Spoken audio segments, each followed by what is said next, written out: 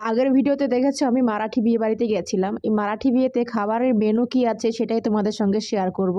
তো দেখতে পাচ্ছ এখানে থালা দিয়ে দিয়েছে সবাইকে বড় বড়।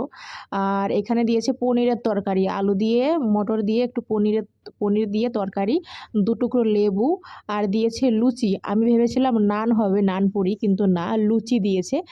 তো পনিরের যে তরকারিটা দিল সেটা আমার কাছে একদমই ভালো লাগেনি। তারপরে চলে আসলো এক প্লেট ভাত। তো এটা কি চালের ভাত আমি জানি না, যাই হোক দিয়েছে। আর চলে আসলো এখানে পাঁপড়, চলে আসলো টমেটো সস। আহ, তোমরা একটু দেখো, চলে আসলো এই যে লম্বা লম্বা আলুর চপ।